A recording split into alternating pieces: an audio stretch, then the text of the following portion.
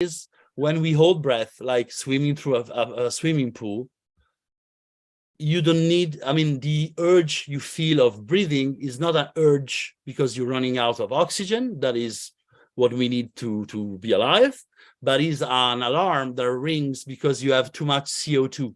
CO2 is the waste that is produced when you exhale from, you inhale a mix of gas, you take oxygen, and we breathe out CO2.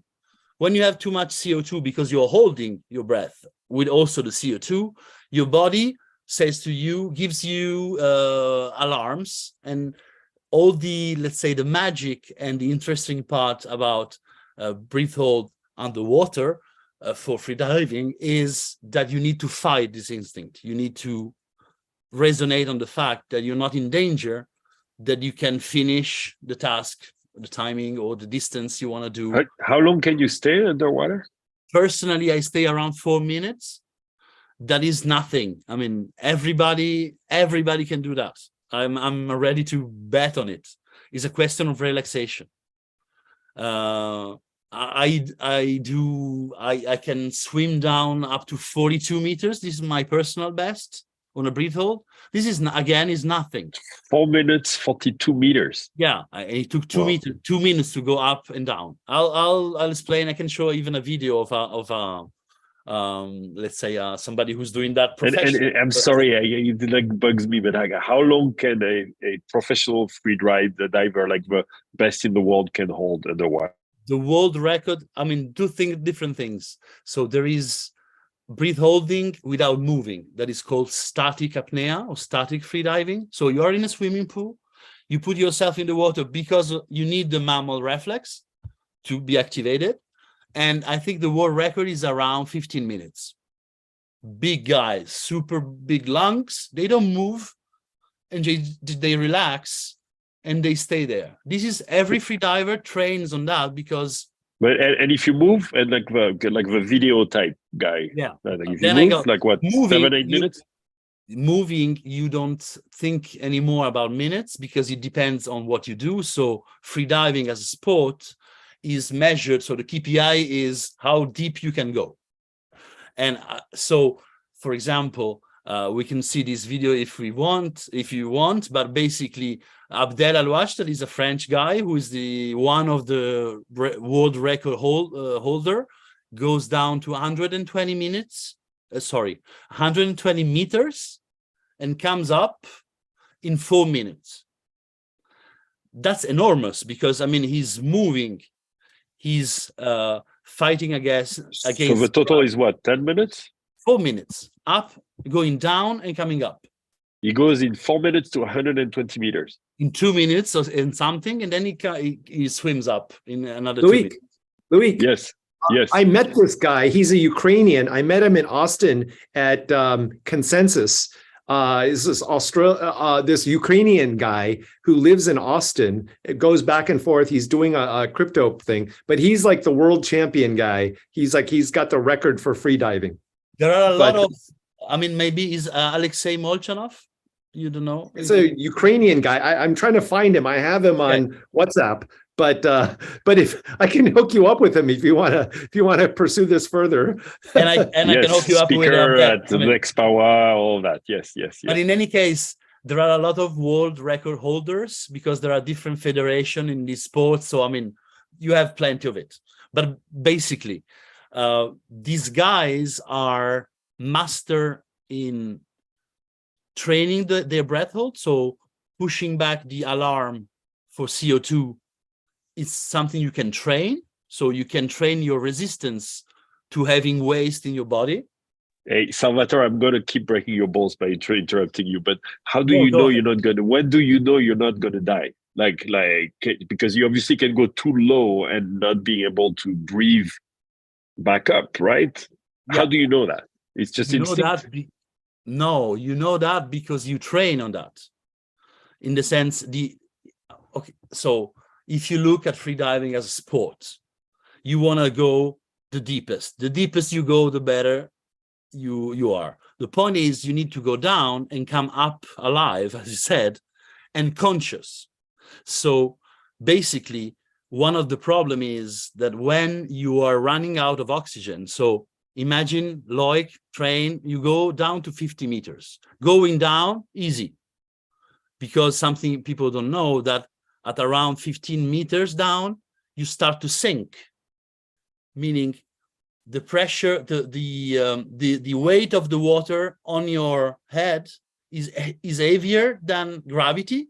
So basically, we call that free diving, free flow, meaning free fall, meaning you go down without swimming. You sink like a rock. You got me? So you swim up to 15, you go down to 50, you take a tag down there, and then you need to swim up, and then oxygen starts getting scarce in your body. So what can happen, and this will disqualify your performance, you can faint. That's the point. It's very dangerous, because if you faint in water, your reflex will be, when you come up, to breathe in. So you're gonna draw. That's why in any competition, you have something like 4 or 5 people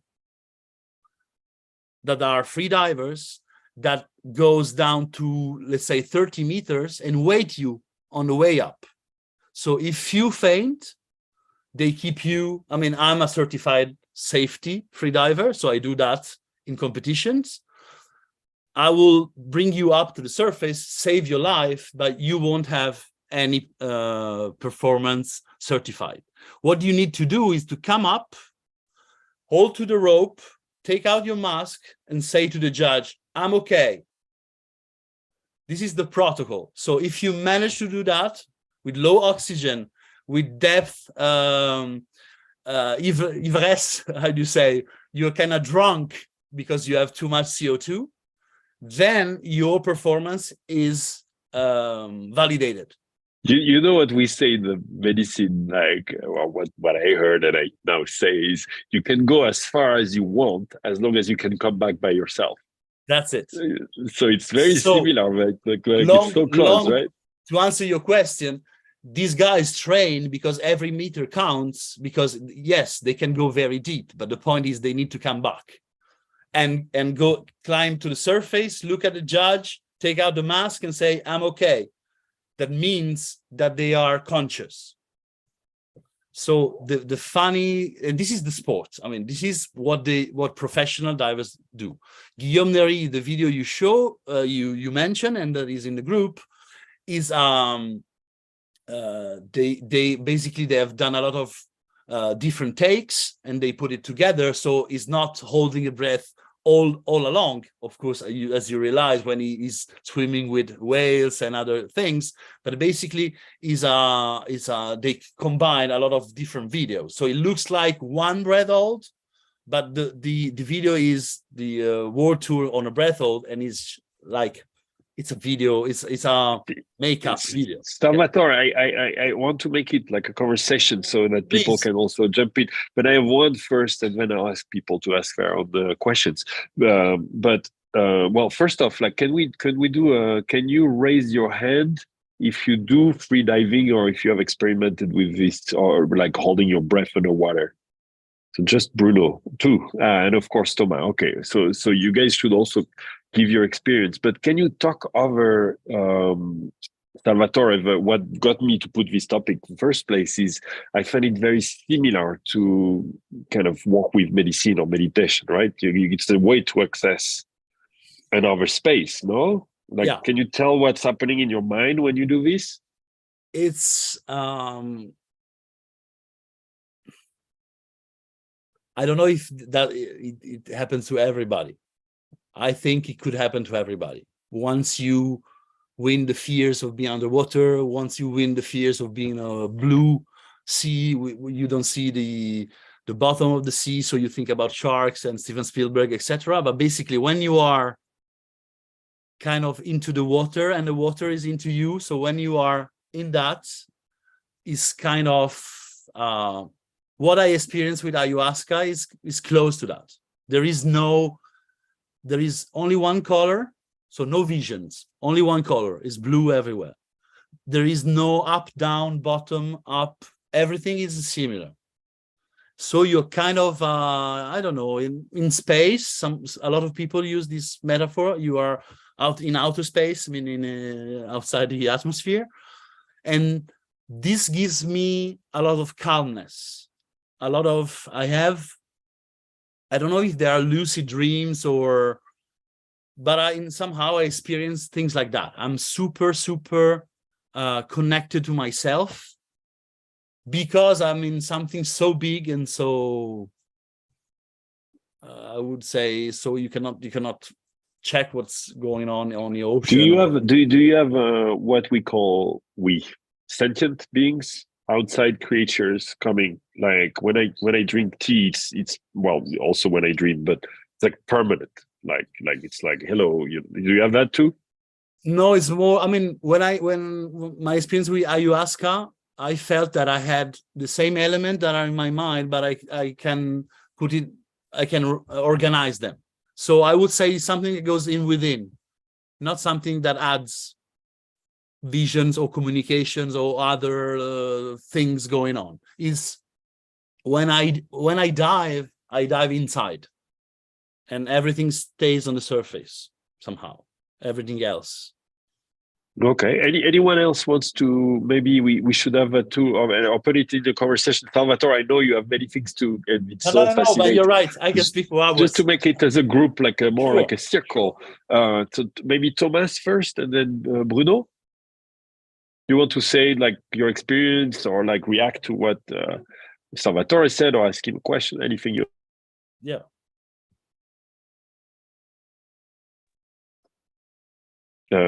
Yeah, there you go.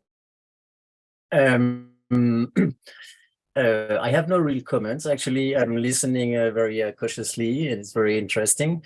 Yeah, in different breathwork techniques, we're using the holding and to access the different states of consciousness. So yes, it's very similar.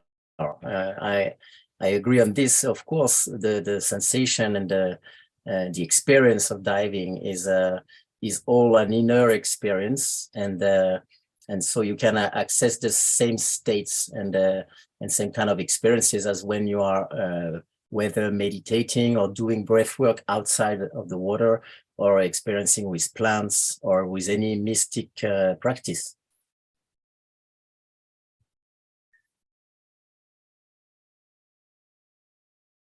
Thank you. Sorry, Bruno, you want to go?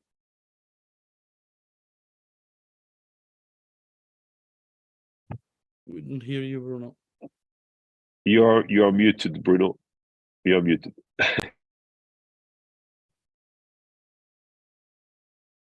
You are still muted. How do I? We can. Oh, there you go. We can't hear you with your microphone settings, maybe. No, still not. So maybe Albert, first you fix your mic, Bruno. I think it's your selector microphone. Okay, this should be better now. All right, just go, and then Albert. Okay, so sorry about that. Yeah, so for me, I've been scuba diving for 20 years now. I've always enjoyed it, found a lot of calm being underwater.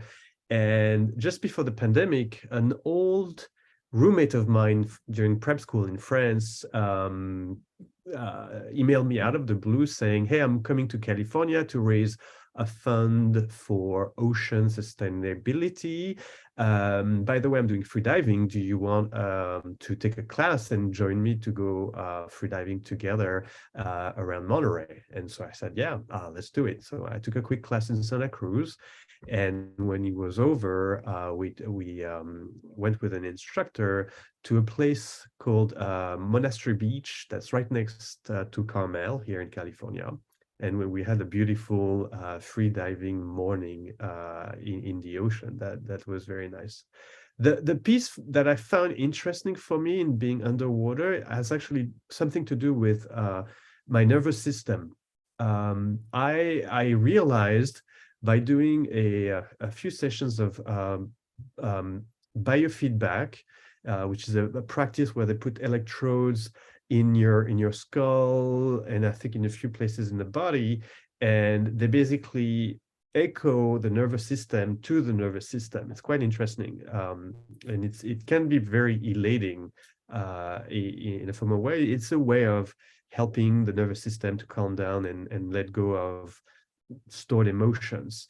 And what was interesting was the practitioner told me during that session that I was on a very high spectrum of sensitivity from a nervous system standpoint. And she said to me, you must love swimming and being underwater. And I told her yes. And she said to me that for highly sensitive people, if you're on that part of the spectrum, being underwater actually is very helpful because the water itself absorbs the RF that we get bombarded with in the modern world, and chills the body from that influence.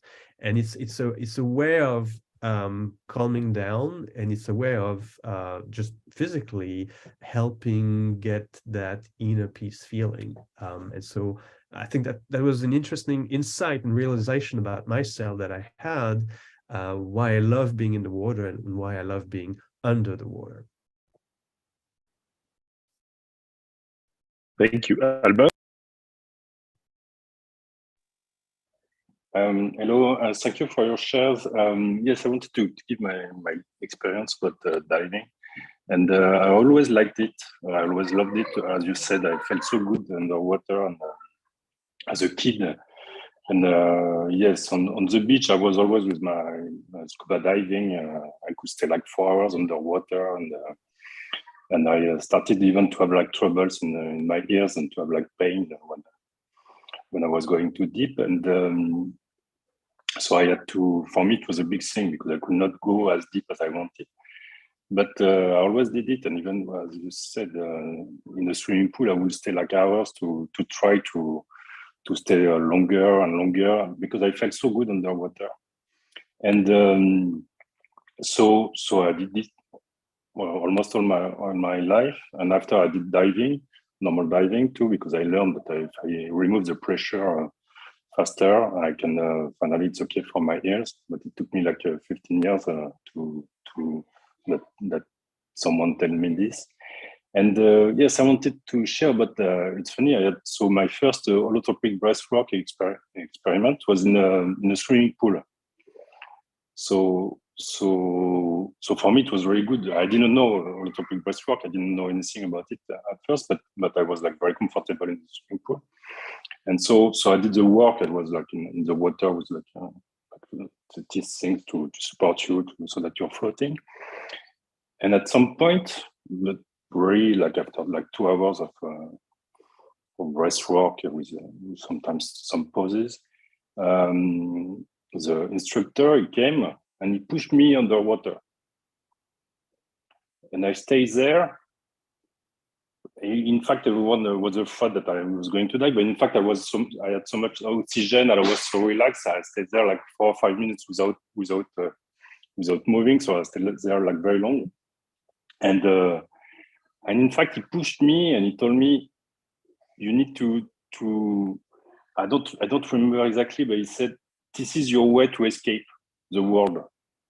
So you like it because you feel so good, and in fact you escape because he was pushing me. I don't remember exactly, and tell me you need to react instead of going back to underwater and feel so good. So no, I still love it a lot.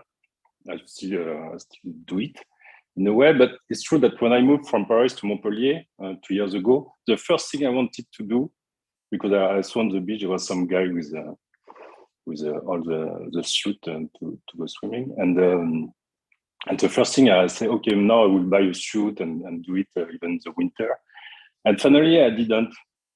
I'd say maybe it's better that I try to connect with, that there are some activities where I try to connect with people instead of going underwater. So it's just my experience. I still do it, not as much as maybe, but this is my experience with it. And it's funny to have like you both about freediving and holotropic breathwork, because it really started like this, something changed this day with holotropic breathwork and water. So yes, that's my experience. Thank you. Thank you. Salvatore, I'm sure you have comments. First one, there is a lot of people in freediving, so I mean, you get to know people, so it's not it's a solitary experience somehow, but you need safety and you need instructors and you have a lot of people around you that, I mean, so, and of course, apart that, the let's say the difficult part of freediving is equalizing the ears. So we have a little amount of air in our trumpets. I don't know if you call that in English too. And this pushes the tympans. I don't know how to say it in English. And so you have like on the airplane. This is going down and mastering. There are a lot of techniques to do that, and mastering the ear compensation is, let's say, the technical part. Is the that is done around relaxation. Is known that kids can equalize their ears very easily. So we unlearn to equalize easily because we do other stuff. But basically, to use equalization, you need to use your palmol, like, help me, is what you have inside. I don't know how you say it in English, but basically you need to use idea. part. Yeah. Okay, this part of on top of your tongue that we don't use anymore, or in any case that you use on an automatic way.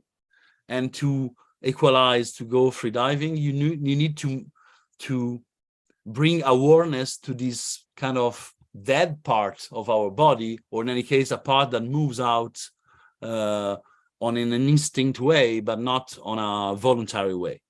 So again, I think there is a lot of meaning there, in the sense that this brings us particular mind state because it's something that we had in the past. We came from water, so we were fishes. We have something in our body that still belongs to the sea world.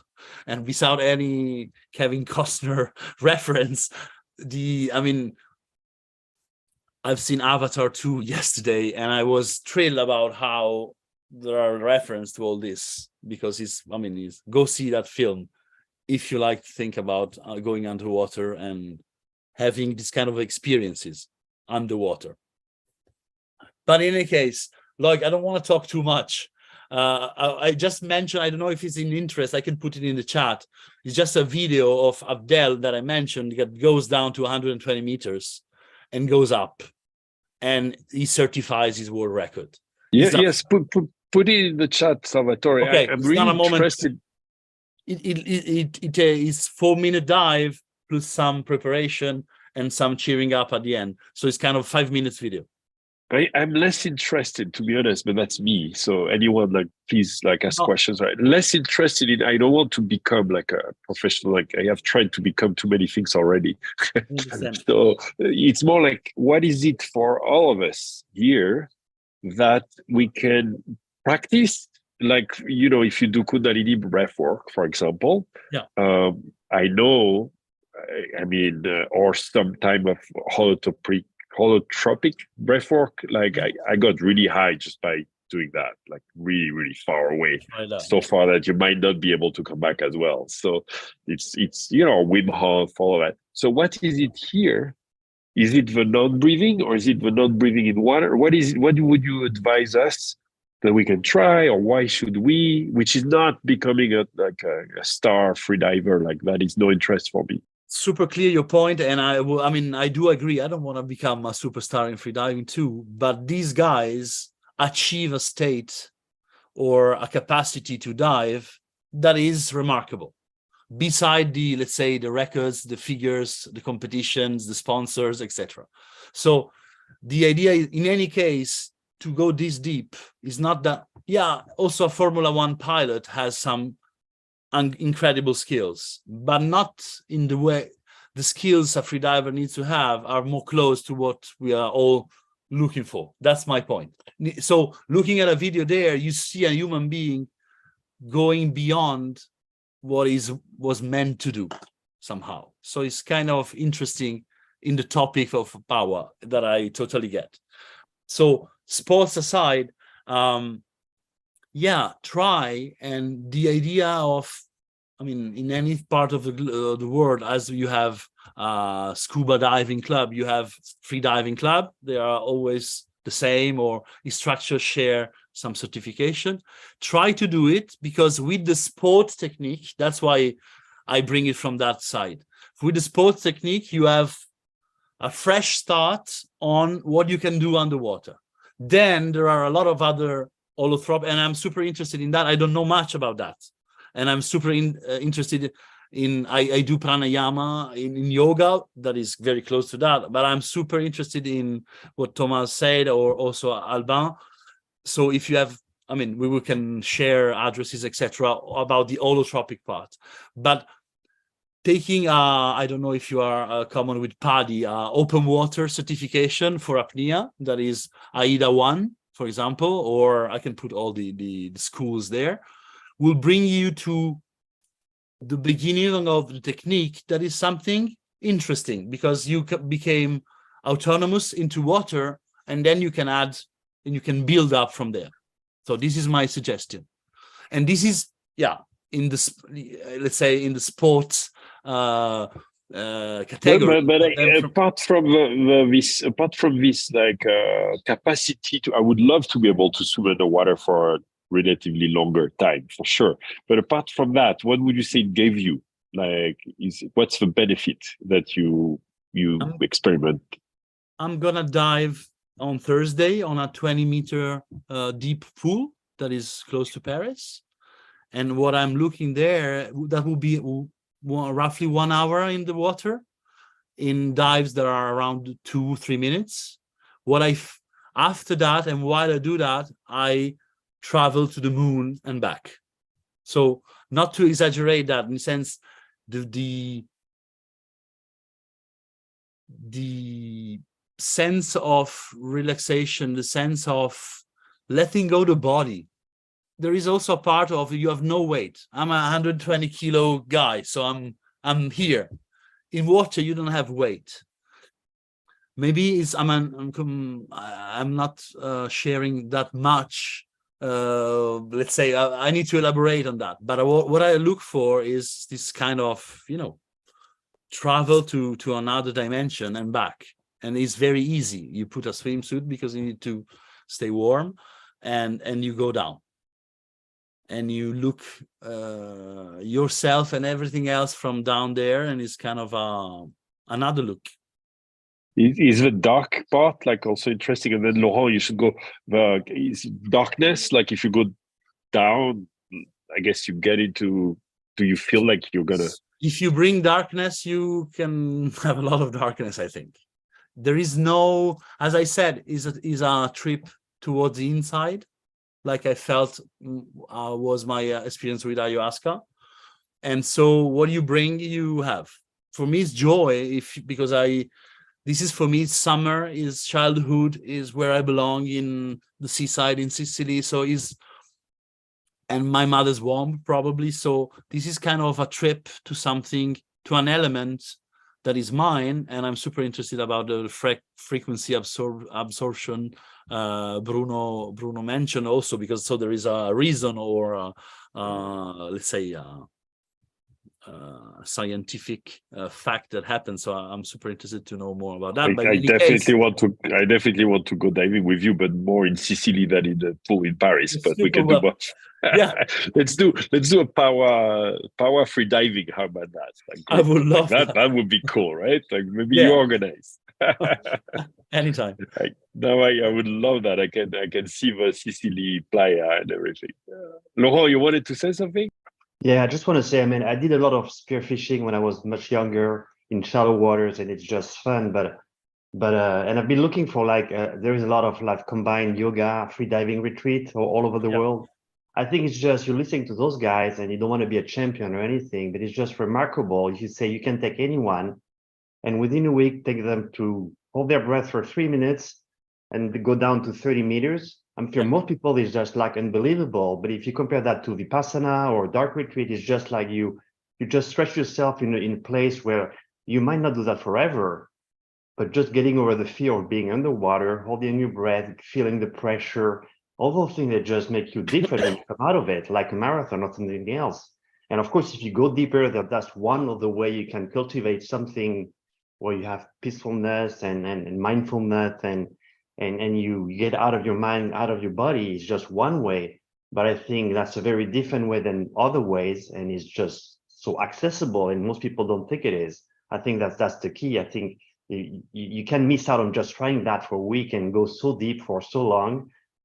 Of course, you're not going to stay 10 minutes and go to 120 meters, but still, that's way better than just doing like 30 seconds and 5 meters or 2 meters. That's much different. So I think that's something we should all try. Perfectly said. And I will add to that if you want to fly, I know people do paraglide. If you want to fly, you need a machine, you need a parachute. That's very easy to do. I mean, it's just you go in any part of sea and you go there. And it's a pity not to try that. It's kind of discovering a new superpower, or not a superpower. Or I insist on the fact, because I believe that we have it. We were fishes. So it's kind of going back to this other me that was meant to live underwater. This is summarize my what I like about that, what I experience about that. What do you mean we were a fish? You're saying from a human history, or from a womb we were a fish in our mother's womb? Both, in the sense that the evolution says that we came from water. Then the little, I don't know, I mean, then a lot of religions have other explanations, but let's say that we came from water, from a biological point of evolution. And then, of course, on the fact that we come from our mother, not as a coincidence, we still need water to form ourselves, to build up, and then to come to air, if we are not fishes, in a sense. Anybody else would like to intervene? Say something. Yeah, Kim, it's funny because it's not funny now. We got used to this, right? I was like, Kim has something to say compared to meditation. I was like literally like receiving your waves. Yeah, so thanks Salvatore, Thomas, and the other people who spoke. Just a little coincidence is that I trained for several years with the very first wife of Stan Groff, Roshi Joan Halifax, who was involved in those first experiments. Then they got divorced, obviously, and she became a Buddhist Roshi. And she's against any kind of psychedelics, LSD. She doesn't talk about it a lot, but she turned away from that, developed this Buddhist practice and became a Buddhist Roshi. But what I find interesting, the question I ask myself about all these different practices, I mean, I'm not a free diver. I have been diving several times. Like I did a vision quest, did many, things alongside my meditation practice. But the question I always ask myself is, are these practices bringing me in the long term more wisdom and equanimity? Are they actually helping me to become a better person and to serve the world better? So how can I, build up or cultivate this gift of service through these practices? And the thing I liked what Salvatore said, or what struck with me, were a couple of words, and one of them was about unlearning, because I think this practice of meditation and, observing the natural world, and maybe this practice of free diving, I really like that you said it's unlearning, or we've unlearned things that we could do before. And so I think for me, that's a really important word. The more we unlearn, the more I think we add wisdom in our lives. And I think we have, or in my case, I think it's important to be careful of, am I searching for these feel-good activities which are going to give me short-term kind of relaxation, which can then just become another addiction or another distraction? Or am I able to use that practice to unlearn or to improve or become more wise and more equanimous? So those are the questions I ask myself when I'm looking at these practices. I thought I'd just bring that in. Maybe different. So what are can you finish the thought that what are the practices? Obviously meditation. Apart from meditation, is there any other practice that you use that lead you there and to help you help? I mean, you use the words lead me there. I don't know where you mean I should be led to. I don't actively seek any other kind of, states of consciousness. There are deep states of, I would say, concentration. In Buddhism, you have these, what they call jhana states. So there are states of concentration, but it's not something that I actively go out to seek. I think another word or something which I got out of what Salvatore said, and I can imagine being a free diver, you have to be awake. So I can imagine this practice of intense awareness because, like you said, you can't fall asleep, you don't want to faint. So it's these practices of staying awake. Of course, I work a lot with dreams. So this is a deep practice for me and have some other rituals, but I don't go out seeking, particularly during or definitely not during meditation. I don't sit in order to achieve another state of consciousness. Remind me how you work with dreams, Kim. I'm sorry, we had so many calls. Like, what do you do with the dreams? So with my dreams, I incubate dreams nearly every night. I mean, as a Christian, I believe that God speaks through dreams. So I write down dreams, I paint dreams, I draw dreams, and I interpret them over many years. Some dreams take a long time. So I do a lot of investigative work around symbols, around words which come from dreams, messages, that kind of things. Yeah. Thank you. Anybody else? Yeah, just real quick, related to that, I just put in the link. It's to my personal server, but a really, really inspiring movie I just saw that I just wanted to share with you about King Crimson, which is a band that's been playing for 50 years. And their whole point is to get into a state collectively to let music just come naturally and basically kick the audience into a transcendent state. And this film talks about them for 50 years working on all of that. And within it, there's a guy that has stage 4 cancer that has had his intestines taken out and everything, given a short time left to live.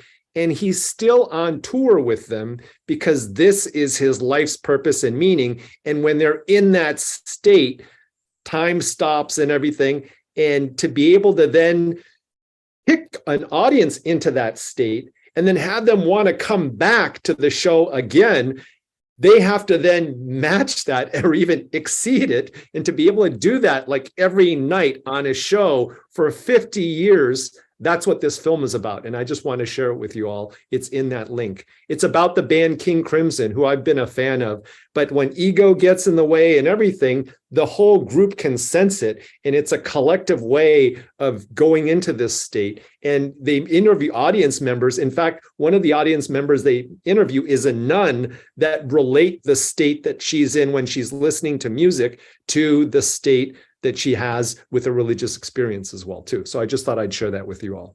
And what is your practice, Gino? What do you do? Because I realize I never asked you. What do you do to go to, like, do you go to the other side, or are you enough at the other side all the time? And if you do, that would be a good thing to ask. Like, well, the main thing about all of this is to be able to self-regulate. And so if you look at what Salvatore has done, is he does the free dive. And the free dive kicks him into that state, and he's trained for that.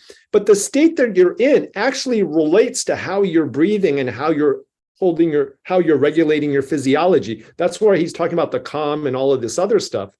And if you cultivate interoceptive awareness, you're aware of all of the sensations in the body, and you can self-regulate through breath. And the Eastern practices of Qigong, Neidan, the microcosmic orbit, all of these things are these inner practices that are ineffable to communicate, but you can sense it within a person.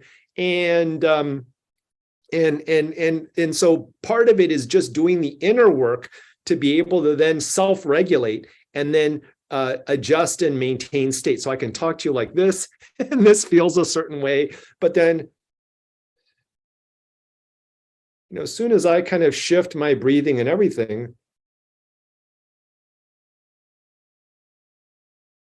for me at least, vision gets kind of weird. Your sense of smell goes away. Your senses become heightened and everything.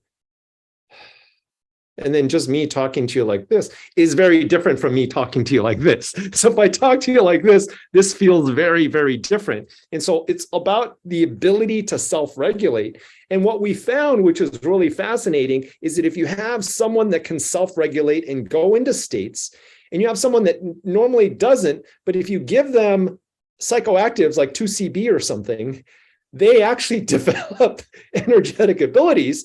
And then if you maintain eye contact and then bring them into a deep presence with the resonance, you can actually kick them into states, and then things will get surreal for a little bit.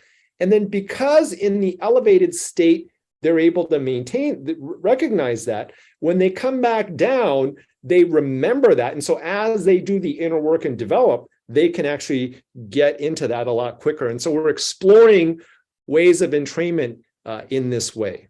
And so bringing Gino, this is fascinating. I'll share something myself. But Salvatore, let me just share with you, Paul. Of course, go ahead. In end of this is all a little confidential.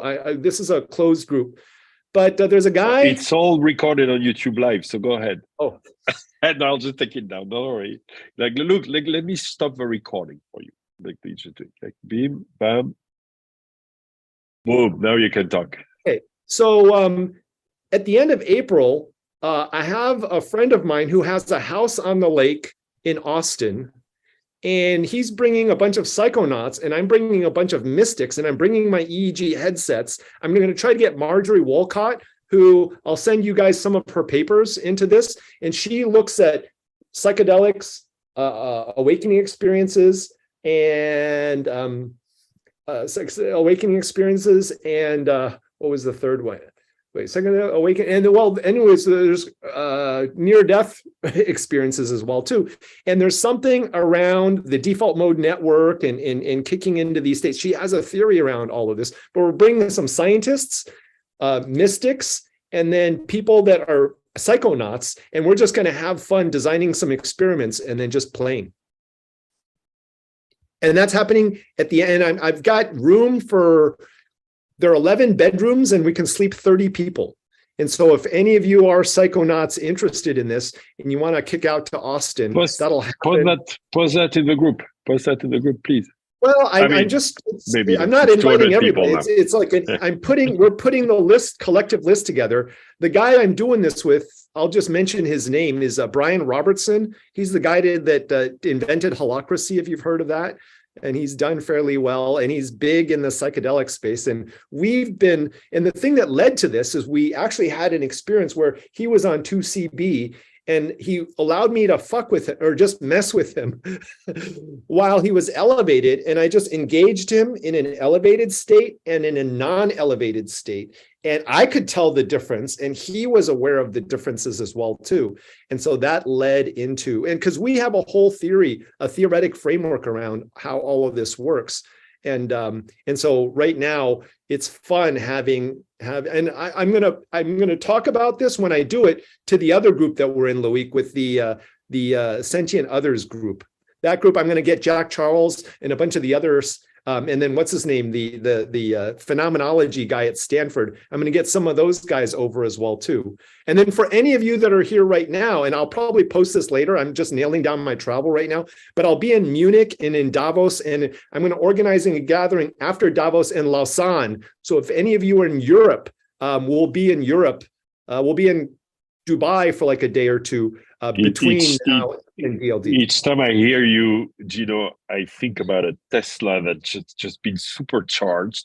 And there's a limit that you want to get more than that, and you always like pass that limit, and then boom, I love it.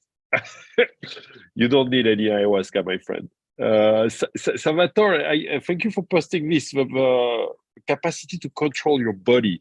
How would you say, like in the water, I got it. Yeah, your capacity is to go lower, and I got that. I would love to do the same. But how would you say that's changed your capacity in this life, like right now? Like what can you do right now, or in your job? Is it less stress? Is it like more like control of what? Getting upset, you get less upset? What is it? Sorry for the first part. They again, I take out the sport part, the record part. These individuals train themselves to use part of the body that are sleeping somehow, or we are not using daily. So to get to the second part of your questions, what can these techniques bring to our life? Of course, is a question of there is a lot of work about heartbeat and apnea, because you need to slow it down, not too much, and pro divers control that. But again, for us, it's a way of being, again, on a personal experience, detached from what is happening. Again, when I swim, and when also I go to see clients, or I'm with my boss, so in a very normal life of a worker, there are things that I bring along that is this kind of distance, I would say. Water makes you feel very small. So everything that can happen if you look at another comparison to ayahuasca, right? Makes you feel very small. Of course. But is it there? Nothing against ayahuasca, but it's just you jump in a swimming pool and you realize the swimming pool is bigger than you. You are part of it if you try to swim in it. So it's kind of, again, as has been said, it's very handy. It's a representation of this that is from a complete other angle, but brings to exactly that. And you remind me how small I felt. But and it's a nice souvenir. Well, there is something else I can tell you about you, like just by listening to you, is this immense energy you have, which Gino has too. Yeah, like it's obvious when you talk, like you're like a ball. At least that's what I feel with my dieta or whatever. It's like a ball of energy. Like I can load my own battery with you. It's great. Like we don't even have to be together. I can do this. I can feel it. Don't mess up the plus and minus. Otherwise, no, I'm not messing up anything. But I can feel it. Like same in the ceremony. You can see someone with experience is gonna be like this, and like strong, right? And that gives, for me, when I do a circle, everybody in the circle share energy, right? So someone very weak, very sick, that needs to take out something is going to use the energy of other people. And sometimes I will stand up as they taught me, and I will, if I want to, like, give some energy, or if it's an emergency, it's like your free diving thing, like this guy needs a little, but breathe of air. yeah, exactly. It's like what came emergency recovery. About energy is that maybe I have too much, and water warms me down, cool me down. In a sense, I really feel like, and that's why, again, it has been mentioned, these kind of waves that are absorbed, it speaks to me in a way, it's incredible in the sense that I cool down. I want to say, Salvatore, let me just share something from my heart. I have no Please. idea how you ended up here because we didn't know each other first, right? Before that. But I really love your energy. Like it's like, and I love everybody's energy here. But thank you for being here, sharing it. Anytime. I would like, yeah. It's like you're a supercharger. Like I start to see people like this now, like a supercharger. I don't know if Gino, I talk about my bank account would be so energetic. I mean, the topic as something. Who cares? Exactly. Who cares But, about the I bank can. account? Yeah, no, I mean, or silly things of, let's say, everyday life. In any case, I have a lot of energy around freediving. Yeah. It's the life energy is much more important than your bank account. Yeah, meaning the example is not the money. I mean, something boring like my bank account. So we're saying, yeah. Sadly, we'll all have to go to buy some food sometimes. Yeah. By the way, this then Gino, and then we should conclude, of course. But this thing about respiratorian, most people are supposedly do not eat at all and just feed from breath. Is that complete bullshit, or does this exist? You don't know. Anyone knows that? Gino will know that. Respiratorian? How do they call themselves? Breatharian, you call it. It's a breatharian or whatever. Breatharian. Like they supposedly only breathe, right? I would love that, but I don't think it's possible. Like, is that bullshit? It sounds total bullshit, but I don't know. Have you met someone that doesn't eat and only eats breath? My friend Marcelo Garcia has done 50 days of just water and then climbed Mont Blanc afterwards. He's in Switzerland. He's kind of part of the extreme explorers. But the thing I wanted to get at related to breath again is that your breath relates to your emotion. And the thing that limits your breathing is actually early trauma. So trauma is held in the physiology. There's a guy named John Tolkums. He's on Facebook. This is what he looks like, and this is his contact. But what he does is, I normally belly breathe, but what he does is you belly breathe.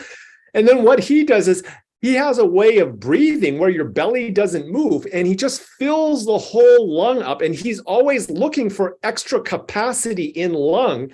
And when he finds it, he finds ways of expanding that. And then that also liberates him from a release perspective in emotions and everything. And so the way that you probably know, if you have early trauma and stress, it's held in the physiology, and that tightness limits the way that you breathe. And so if you focus on breath and release that and let that go, your lung capacity and your ability to breathe expands. And he's just looking for pockets that haven't been utilized. And he's just expanding his lungs. And all of these things are things that I'm sure Salvatore has had to do and is experimenting in to maximize the oxygen, the air capacity in the lungs. And as you do that, and that release work will also bring in Gino, what we do with the Yawana is with some of our traditions don't, but we go like we blow all the time, right? Like especially when there is excess. Like if you give me 2 full cups, I'm gonna blow a lot because too much energy. So it's very interesting how this is all connected. But yeah, Thomas, it was your first call, or at least the first one that I talked to you. What do you think about the group, the call? Like, what should we do better? Like, also Salvatore, actually, I think. Like, how can we make these calls better? Because some people missed it when I post the recording, but it's not so interesting to post a Zoom call recording right anyway. So I'm trying to find a good format, because I think this was super, for example, this talk, super interesting. I will watch it again and write a newsletter about it. But give me feedback. Is there something for 2023 we can do better than being 12 to 20? That's the size we get, 10, 20 people. Talking about is that enough? Should we just do that? Or should we try to do something with those calls? I feel like there's a lot of resources, knowledge that could be shared broader. So I thought, and I'm done. I thought, and that's why I pinged CK. I thought, okay, let's do something else. Let's do a proper podcast, right? So I would do a video just with Salvatore, then we talk about it. And more like people do podcasts, right? And you would probably get more audience. But this is circles. I love this too. I always come back to, I kind of love this. Like, what? Give me some feedback, and when we go, I need to rush to an airport. Actually, Thomas first, then Salvatore, then Gino, who always has something to say. It's my first one, so I just appreciate it as it is, and it looks very functioning. Yes, you could combine it with maybe recording specific parts as you did today, and then post it as material about every topics. It's because this is interactive. That's the interesting thing. We can meet everyone. We can interact at any moment and bounce on everything. So it's very different approach if you do a podcast or if you do this kind of events. But maybe you can do both, like getting the best of both worlds with picking some parts of the recordings on the specialist talks and post it as a library of knowledge on these topics. I agree. I get it. Salvatore, you're up for doing my first, not my first podcast in 20 years. I've done many, but like the first on this, like, should we do a one-on-one and see how it goes? Now we were warm on this. Definitely, okay, no good. problem. I mean, all right, so I'll set it up. Two things to say. I mean, so, and my feedback. Oh yeah, I'm sure we can make it 4 hours. No, maybe we should prepare it. I don't know. You tell me. I asked to Celeste if I need to prepare an agenda. No, how long? What do you prepare? I mean, what do you want to prepare? You prepare something when you do drink a cup of ayahuasca. What do you prepare? Each time I prepared, I was like, oh, tonight I'm going to work on something. She texts me somewhere else just to tell me who's the boss. So no. Maybe, I mean, I noticed because I was you posted the agenda of the topics of January. So I'm into the group. I don't even remember why I'm into the group and since when, but in any case, synchronicity. Welcome. I have a Loeb ticket from 2016 here. Nice. I've been knowing you for a long time. No, but it's not about me. And I was in any case, having the topics helps. I was one of the topics, so I read it. But maybe, for example, if we can reduce it and do a free diving part, but we can open it and say, okay, we talk about breath, and you gather 2 or 3 expert angles on breath work. So so that will be super interesting because you expand from one topic to the thing. But in any case, the agenda, the editorialization of the thing, so knowing what is going on helps. Okay, I want to know more about this topic. Here's what I'm seeing is I'm doing something I never managed to do in my life. Never. Okay. No, because I've done 12 or 13 years of the web. And the web was really strong, 4,000 people at the peak, with 3 days. But then it died. Done. And then like PAWA is kind of the same. We did 2 days in Paris. It was very strong. I think people loved it. That's what I heard at least. And they're very polite then. And here I'm doing the opposite. I'm doing this call like religious. I moved my flight to be on this call today. I'm like really, or change my schedule. Celeste knows. But like try to do it religiously to build like a permanent conference, right? Like a house where we can all be and exchange and learn. So the house is WhatsApp and a Zoom call. Yeah. And so you don't have to say it now, but whatever you think works to enhance this, maybe it's a website where we write AI tools. Yes, CK. I mean, this is, as you know, everybody, I do 10 Zoom calls a day. Having an 11th one on where I can share something I like, or where I can learn more about a topic, or even discover that one topic exists, would be great. Question is, do I need to be here every Tuesday night?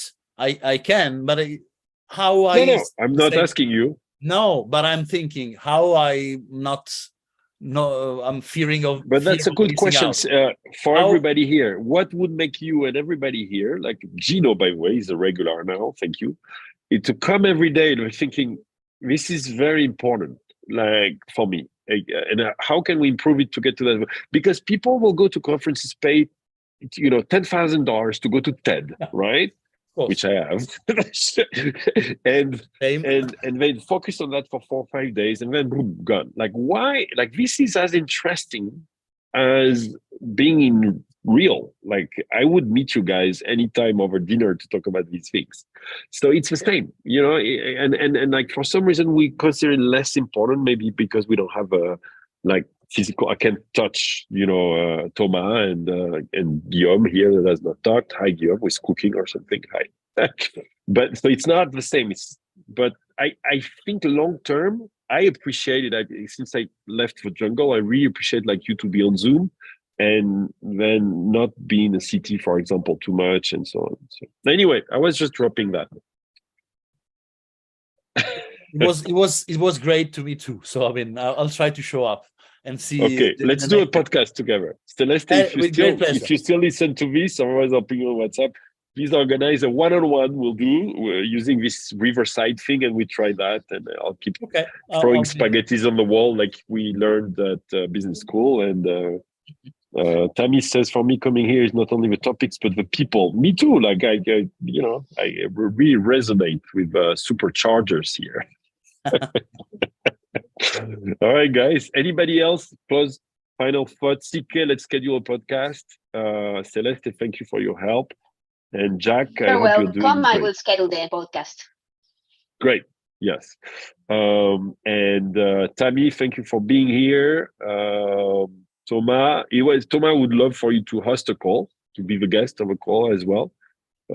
Because it's obvious you have so much to share. Celeste, can you organize? Oh my God, we're gonna do 2 years of call. Can you organize a call with Thomas? And the topic should be Thomas. What is it? What will be the topic of your call? Expanded state of consciousness for healing is a topic, or the different means to access the unknown layers of your mind. How you work, like healings? You do healings? Is that what you do? Yeah. Or is it psychotherapy? It's a combination of psychotherapy and healing in non-ordinary state of consciousness. Actually, I used to work in a medical practice doing psychotherapy, and then when blocked, taking the people into special workshops when they could open up and expand, then we get access to the unconscious material, and so work later on with it. So now I reversed the process. I only do workshops where people enter into this higher state of consciousness when they can get access to their unconscious material, and we work. Can you do that on Zoom? Can you get us all in an altered state? Not really. What do you do? There are lightest techniques we can do on Zoom. You don't give them tea in Paris, right? I'm based in Paris now, but but you don't give them a cup of tea, no? I'm also moving a lot, and you're not recorded anyway. All right, guys. So maybe let's do a healers call. I always wanted to do that too, because there's a lot in this group. Thank you. Thank you. It was great to see you. I'm going to rush to an airport now, and I'll see you on WhatsApp. And nothing is perfect in the tools, not Zoom, not WhatsApp, but we're all perfect. So it's good. Happy New Year, everyone. Happy New Year. And let's talk about AI too. Thank you, everybody. Yeah, thank you. Ciao, everybody. guys. See you soon. Nice to meet you, Salvatore. Love you.